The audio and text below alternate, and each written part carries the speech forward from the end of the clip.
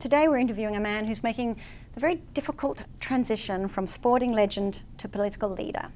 I'm personally very gratified and excited to have in the 10 Questions chair, Mr. Imran Khan. Welcome. Thank you. In your new book, Pakistan, you talk about how you were raised with English traditions and you went to English schools and you went to Oxford and you had to come to know and love your country after that. How do you answer people who say that that shift is just one of political expediency? Well, you know, the great leaders of the subcontinent, Gandhi in India and Nehru in India, who were the great Indian leaders, and then Jinnah in Pakistan, who was our great leader, and then the ideological father of Pakistan, who's the great Iqbal. All of them actually went through a similar experience. They went out of the Indian subcontinent, got Western education, and then began to look upon their own societies differently. And they all took part in freedom struggles. In my case, it was compounded by the fact that I was a cricket player who represented my country. The book also traces an interesting arc of your kind of religious faith. And, you know, as Australian growing up, you know, you were regarded as something of a playboy, as I recall, among the Pakistani team. Your book seems to paint a different picture of yourself. Did you have some kind of an awakening, an epiphany, an experience that led to that?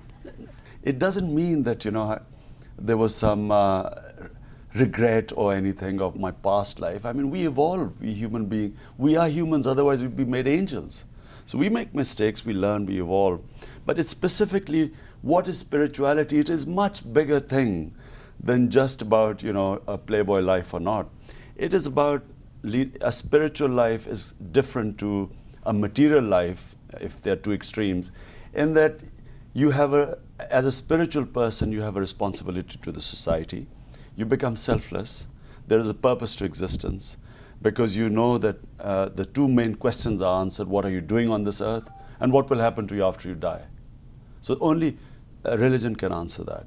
You have a heroic status as a cricketer. There are very few sporting figures that have quite your resume. There's some Australians maybe, but that sporting prowess has not yet translated into a lot of political success. Why do you feel that is? The reason I went into politics was not to just be successful as a politician and be in power. I want a change in Pakistan. We wanted to get rid of the system which is stopping the potential of the country going up. In other words, the whole idea was to fight the political mafias in Pakistan. The two main parties are basically, their interests are the same. They're mafias. They come into power, they plunder the country. Both the leaders of the two main parties have their wealth lying outside, billions of dollars lying outside, all unaccounted for. And then they come in and they have only two reasons. One is to make more money and other is to protect their looted wealth. So it was taking on the whole political lot. And it was always going to be difficult. But having said that, each month the lead grows between us and the number 2 party. Do you have confidence that cricket in Pakistan is clean at the moment? Well, let's put things in perspective. The patron of the cricket board is none other than Asif Zardari, known as you know all over the world as Mr. 10%. So you can't blame the poor cricketers if that's their role model.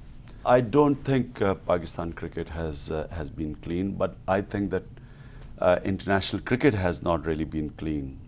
It's almost impossible to detect spot fixing. It's almost impossible. But you can only, if you monitor the players' bank accounts, that's one way of getting around this. Because there's so much money in it. There's so much gambling in cricket right now that you can't really expect the lure of money, which is actually, there's more money in cricket than ever in history. The IPL, just to give you an idea, I played 21 years of international cricket, which is one of the longest playing careers. I want numbers here, right? No, I'm saying 21 years. In 2 months, a player makes more money than I did in 21 years of international cricket. And an ordinary test cricketer. Forget about I'm not talking about a Sachin Tendulkar. So that's the sort of money there is in cricket. You write in the book how your wife Jemima found it difficult to live in Pakistan, and that contributed to the demise of your marriage, and you remain single. Is there going to be another Mrs. Imran Khan?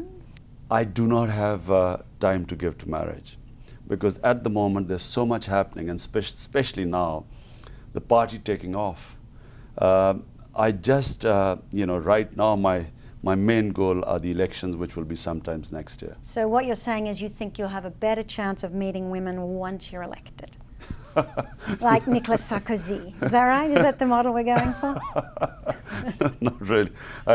Whatever my model, Sarkozy is not my model. Okay. Mr. Imran Khan, it's been such a pleasure. Thank Thanks you. so much. Thank you.